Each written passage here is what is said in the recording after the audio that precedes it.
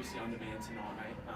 What did you make of the performance and the fight of the boys? Yeah, I thought, nothing but a lot of positives. I mean, obviously, you want to have a little bit different result, but our young guys were put into a tough situation. I thought they really stayed in the fight. It was 6, it was 12. We had a couple of hot hands get going there, right? So you've got to kind of counter and make some adjustments in your defense. But I thought guys played downhill. We tried to play fast. We tried to put pressure on the rim. But you're missing your 3 primary offensive people and 60 points out of your lineup. So you're trying to manufacture the offense a little bit different way. Super proud of the young guys.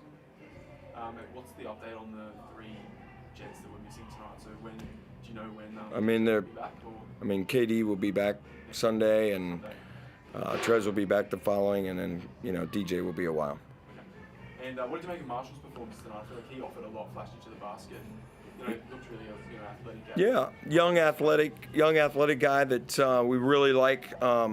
He brings a different dynamic to our team because he can play on ball, off ball. He can get downhill. He's athletic. But I thought he tried to play, and there was a lot of physicality, a bunch of bigger, stronger guys out there, and I thought he really tried to compete and do some things. And then, we have to challenge him all the time. He guards one of the better offensive players on the other team, and he's got to be engaged. And I thought he just fought the whole night. Obviously, Casey Prater was pretty brilliant for Brisbane tonight. What would you have liked to have seen from your team, sort of just in defending him? He had a lot of open shots. Yeah, not to be open. Yeah, not to be open. 17 in the first quarter. He's obviously been a great player for a long time. He can make open shots. Unfortunately, he was too open. You got to get to those guys. You got to have a high hand. You got to put, and then make them do something besides catch and shoot. Unfortunately, we didn't get that going right away, and he got the game started, and then we tried to play catch up the whole night. How hard is it to sort of get a rhythm and get momentum when it feels like the other team's getting all the calls in the world and your team's not?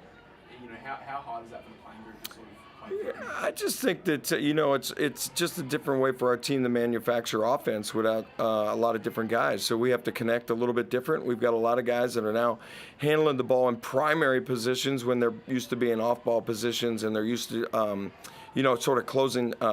Driving against closeouts, and now they've got to start the offense to get it down. So there's always a little bit of an adjustment period when different guys get thrown into different roles. But there's a huge positive with the last 2 games with our young guys, Keanu, Nick, I'd say Lat, Ben. They've gotten minutes. Rig, they've all gotten minutes. They've had to manufacture different things and do play offense a little bit different way, which end up being a real positive for us as we go through the season.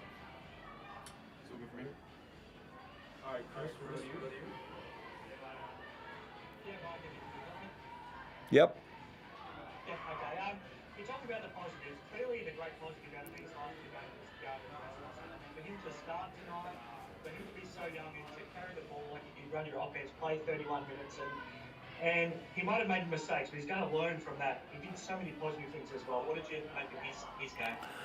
Yeah, I don't want to be over the top with him, to be honest with you. No, I'm kidding. I'm super, super happy for him. And what you see is a young guy that started working in August when I got here. He puts in the work with our assistant coaches. He watches film with everybody. He's really dove in. I couldn't be happier for him.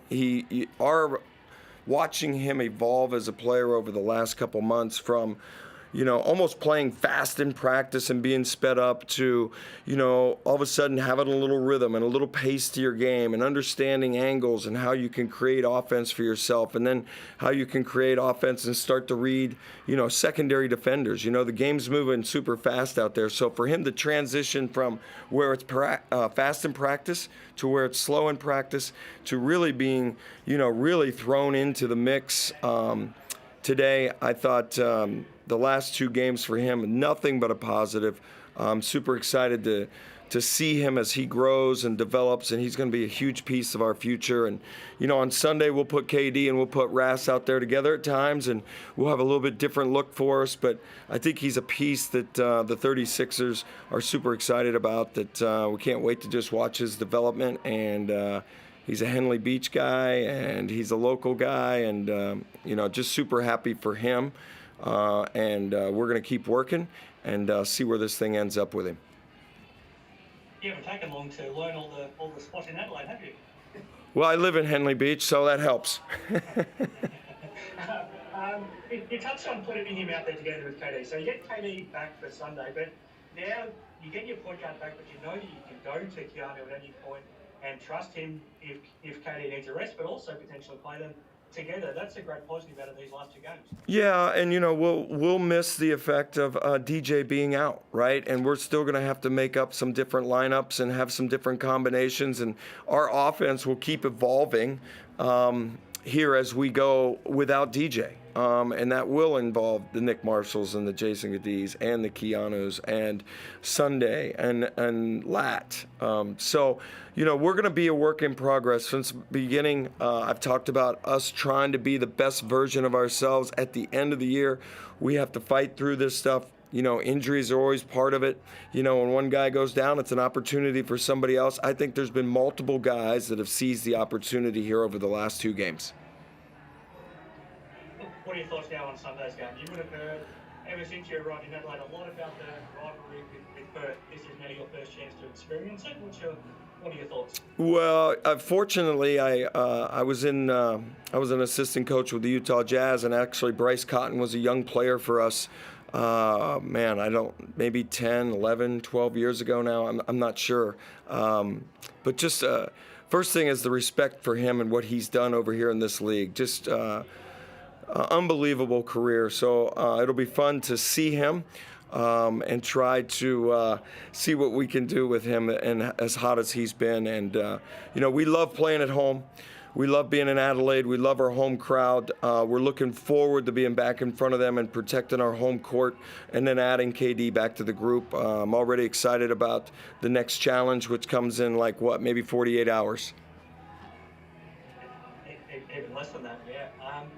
Just lastly from me, are you also excited because you're now going to get more regular games over the next stretch of the season? You talked a lot about how it feels like a lifetime waiting a week in between games at times so far this season. Are you looking forward to having games more regularly, even though you are busy with bodies, obviously? Yeah, I hope so. I'm super excited about it. I think our group should be super excited. We're going to add more players back in.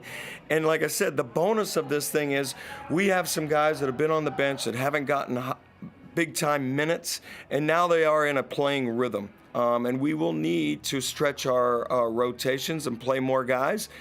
We should have guys that are in a different rhythm with KD, and then we add back in Trez. So I'm excited about us moving forward and the different combinations that we can put on the floor, and taking the challenge and seeing if we can win some games and get back, put some marks on the left-hand column a little bit. So, yes, I am very much looking forward to over the next couple of months and the last, 16 games to see where this group is at the end.